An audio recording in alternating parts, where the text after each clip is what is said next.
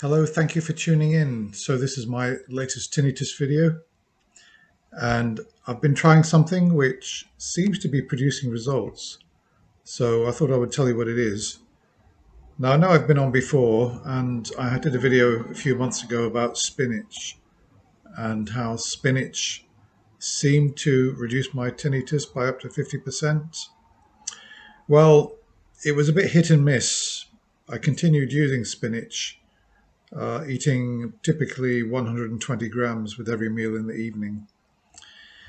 And I'm not really sure, I'm not so confident that it was terribly effective. I thought so at the time. Maybe it was placebo, maybe not, who knows. But tinnitus is so mysterious. You can use something and it can be successful, and then it can just suddenly stop working. So maybe what I'm going to tell you about now will also stop working. But yeah, so what I've done is I've gone onto a low carb diet. So I used to eat porridge in the morning, cooked porridge with a banana, um, and a grated apple. Obviously, very high carb diet. I decided to cut that out.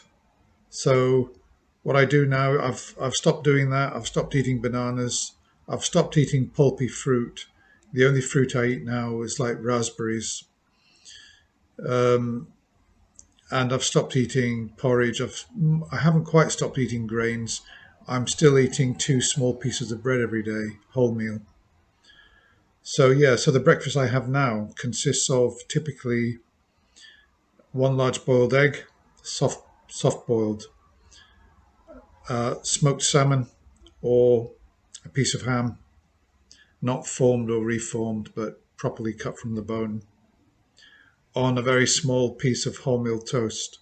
So that's my breakfast, and then I have coffee, caffeinated coffee, with a tiny little. I'll show you what it is. I still like sweet things. You know, you can eat one of these. That's a little chocolate finger with biscuit in the middle.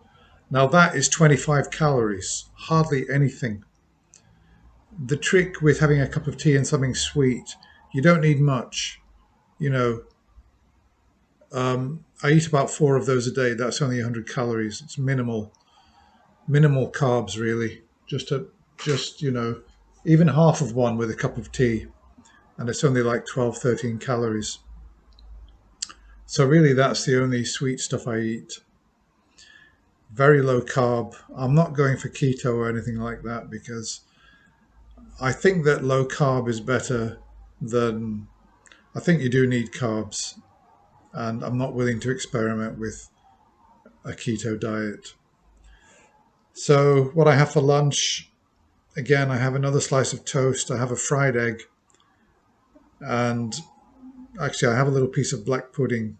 It's got pig's blood in it, very high in iron, so I don't really have to think too much about my iron. And then in the evening, what I have typically is a high protein meat like chicken breast or smoked mackerel with a salad. And that's when I have my spinach. In fact, I have chopped spinach with celery, tomato for the vitamin C. That takes care of my vitamin C. I have one or two good sized tomatoes every day. I don't have to worry about vitamin C. I mean, that's it. Maybe sun dried tomato. So I make this salad up. I put some chilies in it just to sort of spice it up a bit.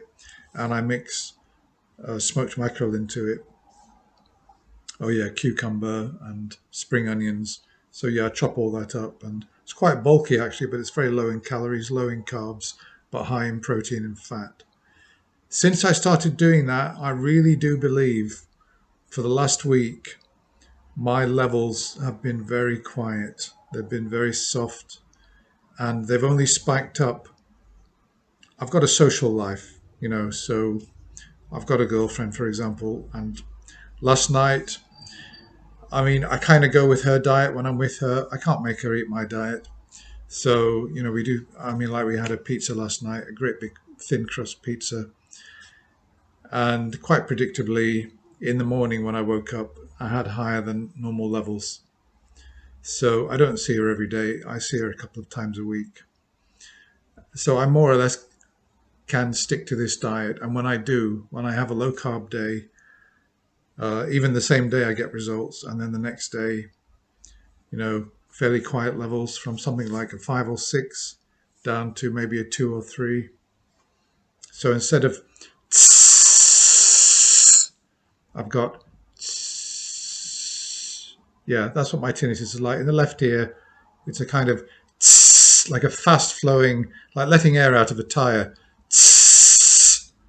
So just slow it down. It's more bearable. Yeah, so I don't know.